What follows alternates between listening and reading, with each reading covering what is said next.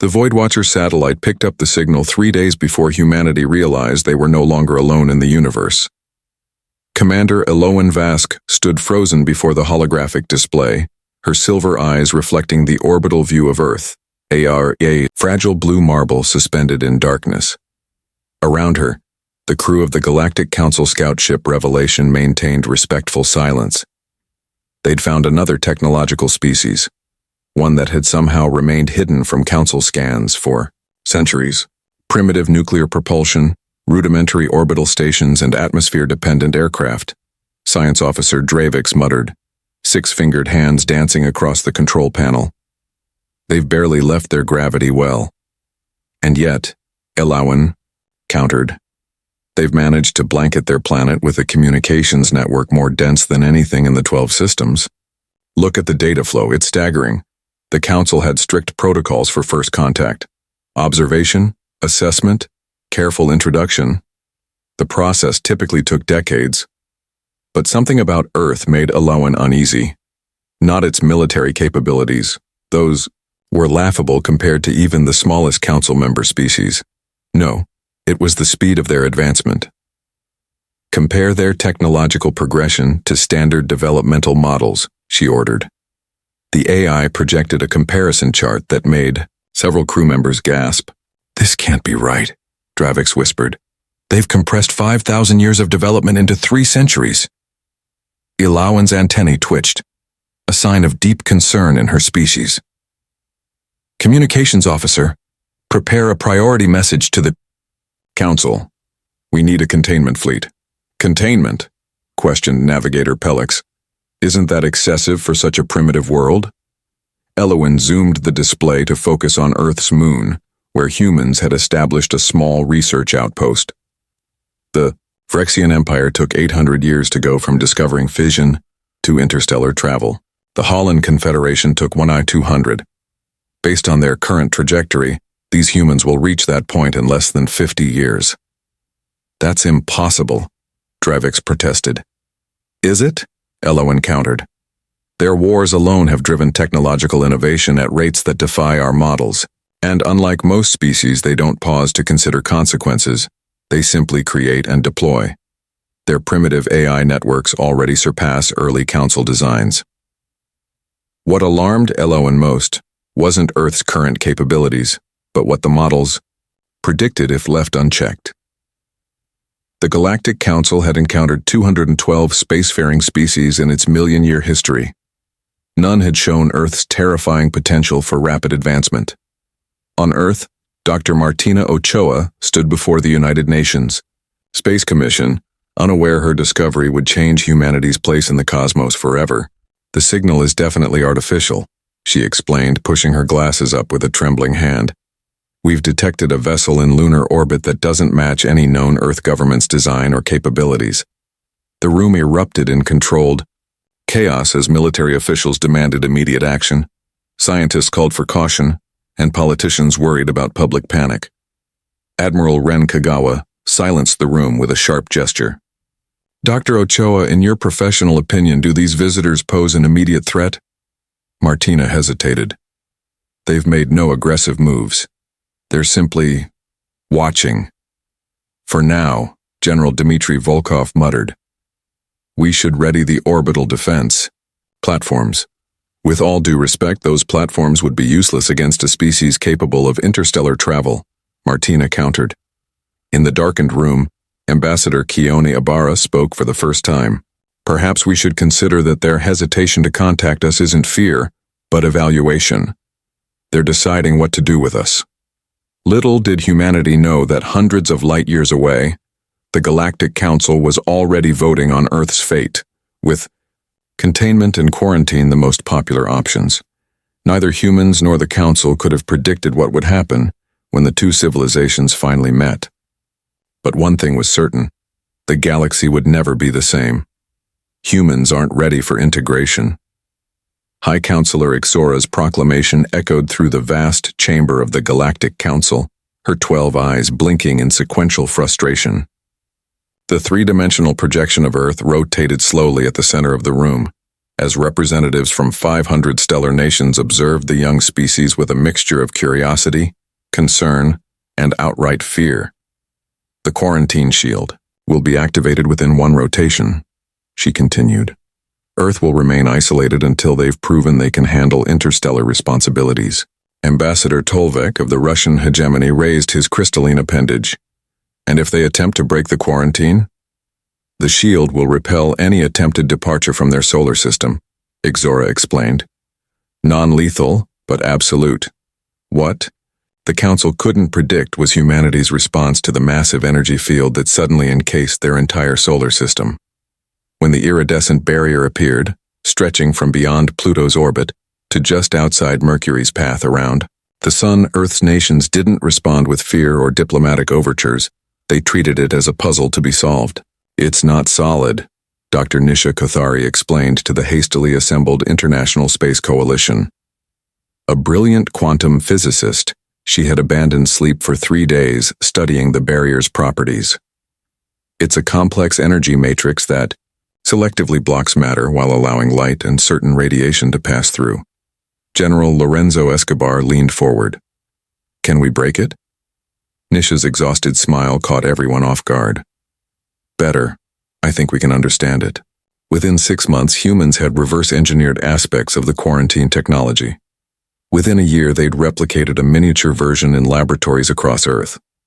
The quarantine barrier, intended to contain humanity, instead gave them insights into physics that would have taken centuries to discover independently. Meanwhile, aboard the Council monitoring station Eternal Vigilance, Eloan Vask watched with growing alarm. This is unprecedented, she reported to the Council. They're not trying to break the barrier, they're learning from it. Our quarantine has accelerated their development rather than contained it. High Counselor Ixora's holographic projection showed rare signs of concern. How is this possible? The barrier technology is beyond even what we fully understand. We merely implement designs from the precursors. That's just it, Eloan replied. Humans don't approach technology as something to use, but as something to understand. They've already developed theories about its function that our scientists hadn't considered. In her laboratory beneath the Antarctic ice, Nisha worked alongside a global team of scientists. The barrier had unified Earth in purpose, if not in governance. Nations still competed, but now they competed to solve the greatest scientific challenge humanity had ever faced. There! Nisha exclaimed as the miniature energy field stabilized between 2 quantum pillars. Now reverse the polarity on the tertiary emitter. Her colleague, Dr. Akira Tanaka, made the adjustment, and suddenly the barrier flickered in a new pattern. We've created a door, Nisha whispered in awe. What humanity didn't realize was that the Council's quarantine had never been meant as a permanent solution. It was standard procedure for emerging species, a test to see how they would react. Most species spent centuries petitioning for release, trying to prove their worthiness. None had ever treated the quarantine itself as technology to be mastered. As Earth prepared its first experimental vessel equipped with barrier-piercing technology, the Council observation team watched with growing apprehension. The quarantine had been in place for only 3 years, the shortest in galactic history by several centuries. We must inform the Council, Dravix insisted. Humans have weaponized our containment technology. Eloan watched the Earth vessel prepare for launch. Not weaponized, she corrected. Understood. There's a difference that I fear the Council may not appreciate until it's too late.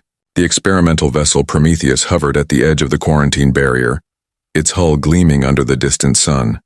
Inside, Captain Idrissa Okoro felt the weight of 7 billion hopes pressing upon her shoulders. All systems nominal, reported flight engineer Kaito Matsuda. Barrier penetration array charged to capacity. Idrissa took a deep breath.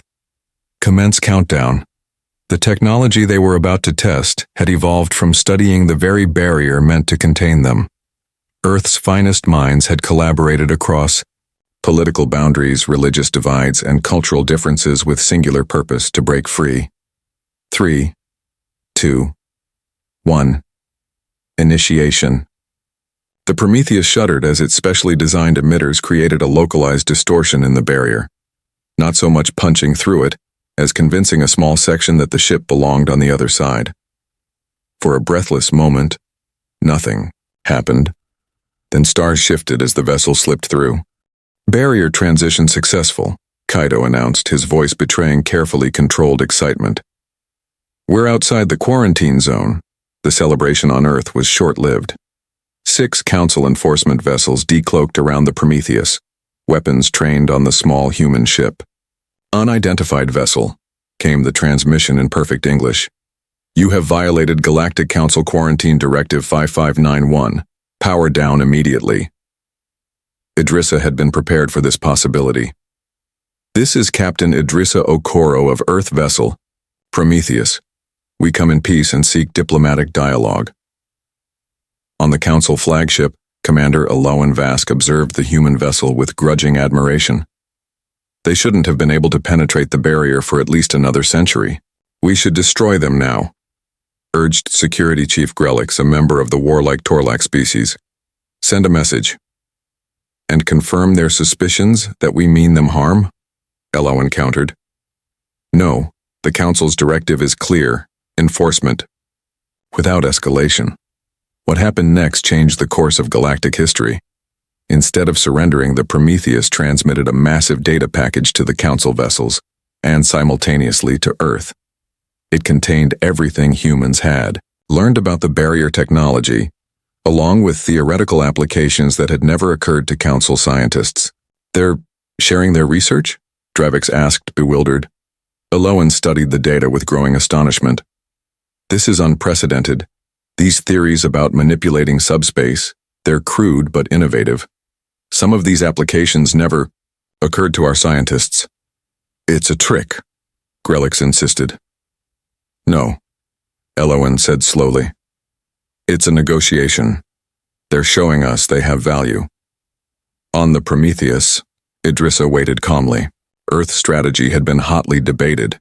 Some wanted to send a military vessel, others a ship laden with cultural treasures.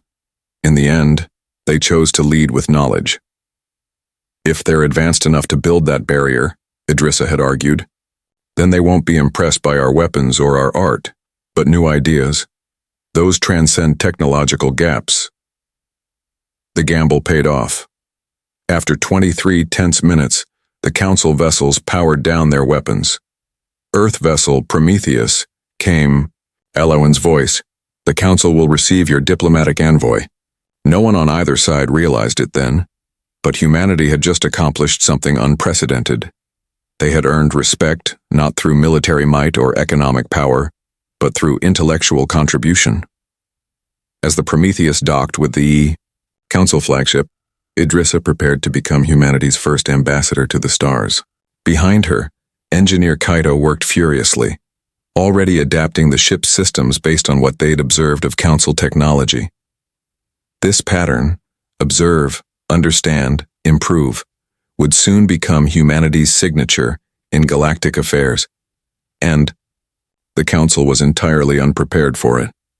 67 Council species gathered in the great amphitheater of the diplomatic vessel Concordance. At the center stood Ambassador Idrissa Okoro, the first human to address the Galactic Council. Despite standing barely half the height of some representatives, her presence commanded the vast chamber. Humanity does not seek to disrupt your order, she explained, her voice translated into 67 languages simultaneously. We seek to contribute to it. High Counselor Ixora's appendages rippled with skepticism. Your species broke a containment barrier in 3 years that was designed to last centuries. You've demonstrated precisely why the quarantine was necessary. With respect, Idrissa countered, if your intention was to prevent our advancement, the barrier accomplished the opposite. It gave us a tangible challenge, and humans excel at overcoming challenges. The Council had spent decades debating what to do about Earth after the Prometheus incident. Some advocated for a more aggressive containment approach. Others saw potential benefit in controlled human integration. What none had anticipated was how quickly humans would adapt to galactic politics. Within 2 years of first contact, Earth had established diplomatic relations with 38 individual species, bypassing Council protocols by directly approaching representatives during recess periods. Human diplomats demonstrated an uncanny ability to identify points of mutual interest with vastly different life forms. They're exploiting divisions within the Council, complained Ambassador Norvex of the Zithran Collective. They're building relationships, Elowen corrected. Now serving as liaison to Earth, she had gained respect for human diplomatic approaches. There's a difference. Earth's strategy became clear when they presented their proposal.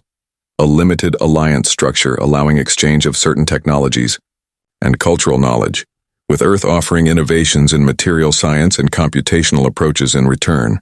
Notice what they're doing, Elowen explained to the Council Security Committee. They're not asking for weapons technology or faster-than-light drive schematics. They're requesting cultural and medical exchanges. A clever facade, Grelix growled. They seek to understand us before striking. But the trade agreements proved beneficial for both parties. Human entertainment, their music, stories, and art, spread through Council space, creating unexpected demand. Meanwhile, Earth accelerated its development with the carefully selected knowledge they received in return. Most importantly, humans demonstrated an ability that unsettled many Council species. They could understand and synthesize disparate scientific approaches. Where Council species had specialized over millennia, each developing deep expertise in particular fields, humans were generalists who could connect seemingly unrelated concepts. In her private chambers aboard the Concordance, Idrissa reviewed her diplomatic strategy with her team. The Council thinks in terms of millennia, she explained. They see us as children because of our short history. We need to shift that perception. The Artaxian representative has agreed to support our petition for partial membership, reported her deputy Rohan Chandra. That gives us the backing of 3 of the 7 founder species. Not enough, Idrissa sighed. The Jarun hegemony remains opposed, and they control 11 votes. What the Council didn't realize was that Earth wasn't just playing politics. They were laying groundwork for a profound shift in the galactic order. Each diplomatic exchange, each cultural sharing, each technology trade built toward a carefully orchestrated moment. And that moment arrived sooner than anyone expected. When the Vrexian plague erupted in the densely populated Coreward systems, threatening billions across 17 species, the Council's medical corps found themselves overwhelmed. The plague mutated faster than treatments could be developed, a hallmark of ancient biological warfare that hadn't been seen in millennia. As Council worlds implemented quarantine protocols eerily similar to what Earth had experienced, humanity made an unexpected offer.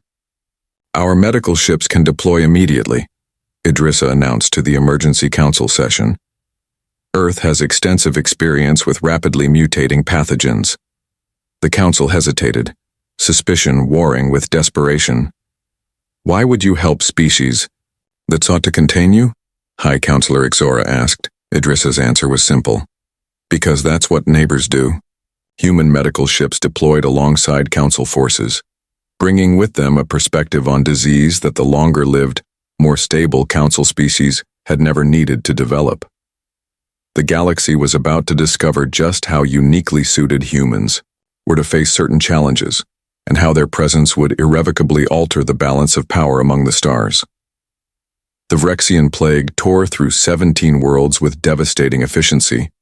Council medical protocols, unchanged for millennia, proved inadequate against a pathogen that rewrote its genetic structure hourly. Death tolls climbed into the millions despite quarantine measures.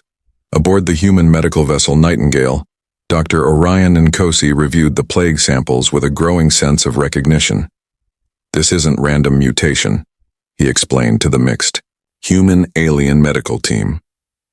There's a pattern here reminiscent of Earth's historical RNA viruses. It's adapting to countermeasures predictively, not reactively. The Council's chief medical officer, Dr. Threll of the Arvani species, bristled visibly, his spine ridges extending in frustration. Impossible. Predictive mutation requires intelligence or programming. Not necessarily, Orion countered. Earth. Viruses develop similar strategies through pure evolution. But you're right that this is too efficient to be natural. What they discovered in the coming days shook the Council to its core. The plague wasn't a natural outbreak but a weapon deployed by the Vrexian Imperium, former council members who had broken away centuries ago, resentful of restrictions on their expansionist policies. The council had no protocol for biological warfare. Such tactics had been abandoned so long ago that defenses had atrophied. But humans, with their history of conflict and disease, approached the crisis differently. "We don't need to cure it," Dr. Nkosi explained to the emergency summit. "We need to outmaneuver it." Earth's solution wasn't a traditional medical approach but a hybrid strategy. Using computational models developed during Earth's own pandemics, they predicted the plague's mutation paths. Then, rather than targeting the pathogen directly, they created biological decoys that drew the virus's adaptive mechanisms into evolutionary dead ends. Within weeks, the crisis abated. Worlds that had faced extinction found their populations recovering, and humanity, once quarantined as a potential threat, had proven itself an invaluable ally. In the aftermath, the political landscape shifted dramatically. The council chamber hummed with tension as High Counselor Ixora called the historic vote. The motion to grant Earth full member status within the Galactic Council is now open for voting. The tally appeared above the chamber, 412 in favor, 88. Opposed. Ambassador Idrissa's expression remained diplomatically neutral, but her eyes reflected triumph. Earth had accomplished in 5 years what most species required centuries to achieve. Yet victory came with unexpected consequences. As humans integrated into galactic society, their influence spread faster than anyone anticipated. Their universities attracted students from across the galaxy. Their approach to problem-solving, creative, adaptive, sometimes chaotic, began reshaping institutions that had remained unchanged for millennia. Most significantly, they began forming what they called innovation partnerships with younger council races, collaborative arrangements that accelerated technological development outside traditional council oversight. In her private chambers, Eloan reviewed reports with growing concern. "They're creating a faction within the council," she explained to High Counselor Ixora, "not through military alliance but through shared vision." "Vision of what?" Ixora asked. "Progress," Eloan replied simply. "They've convinced 32 species that the Council's stability has come at the cost of advancement, that we've sacrificed innovation for predictability. The real crisis came not from human actions, but from the reaction they inspired. Older Council species, some with histories spanning tens of thousands of years, found themselves increasingly sidelined in policy discussions. The human emphasis on adaptation over tradition resonated with younger species tired of the status quo. When the Vrexian Imperium launched a conventional military assault on council borders, expecting to face the same measured, protocol-bound response as always, they encountered something entirely different. A defense force, led by Admiral Ren, Kagawa of Earth, met the Vrexian fleet with tactics never before seen in council space. Instead of the traditional formation-based approaches, human commanders employed asymmetric warfare, sacrificing predictability for effectiveness. The Vrexian advance collapsed within days. In the council chamber, debate raged over humanity's methods.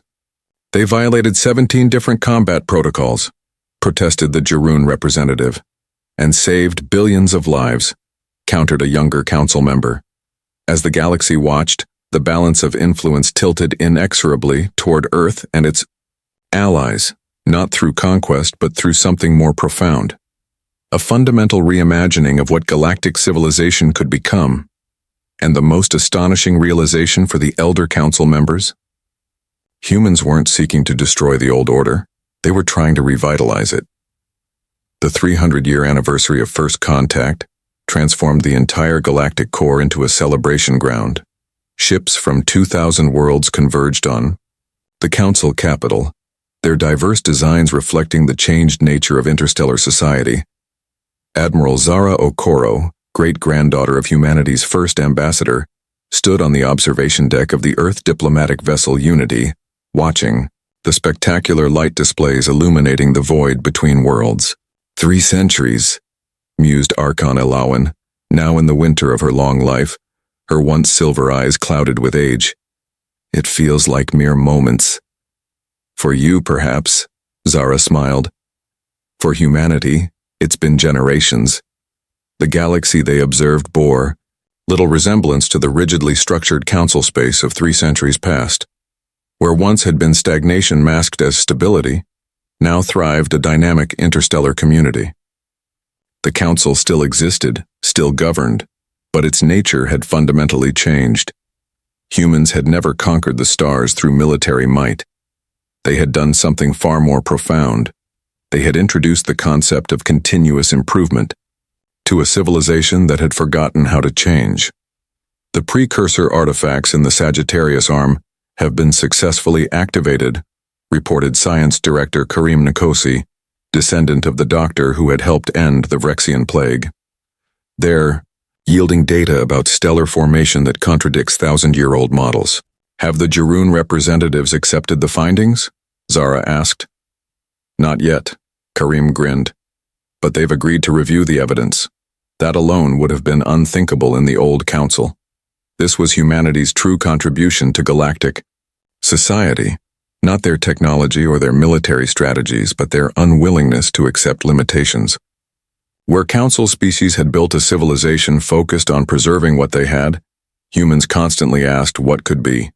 The renaissance they sparked transformed everything: art, science, governance, exploration. Ancient species rediscovered curiosity. Younger races found mentorship not in rigid traditions but in collaborative innovation. "There are risks to this path," Elowen cautioned. "Change brings uncertainty."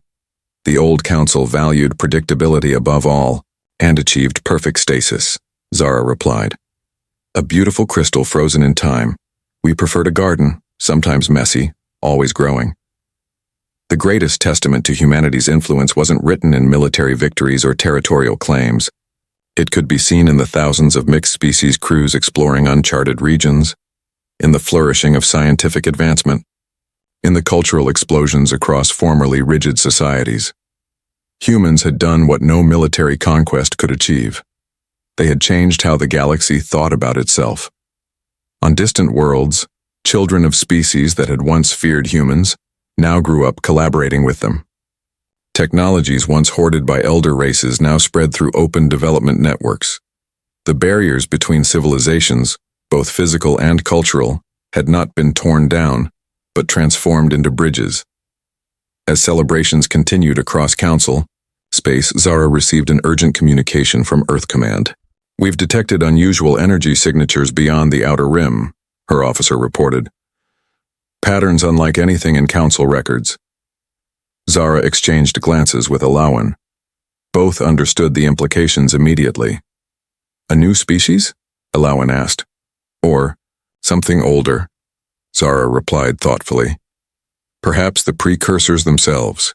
3 centuries earlier, such a discovery would have triggered lockdowns, quarantines, and endless council debates about containment. Now it sparked something different: excitement, curiosity, and immediate preparation for diplomatic contact. As Zara assembled a first contact team, deliberately diverse, including representatives from across council space, she reflected on the journey that had brought humanity from quarantined curiosity to galactic partner. "We never conquered the stars," she told her crew during the mission briefing.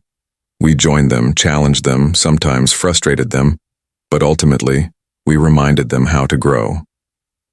The expedition ship departed from the celebration, heading toward the unknown energy signatures, not as Earth's representatives alone but as envoys of a transformed galaxy.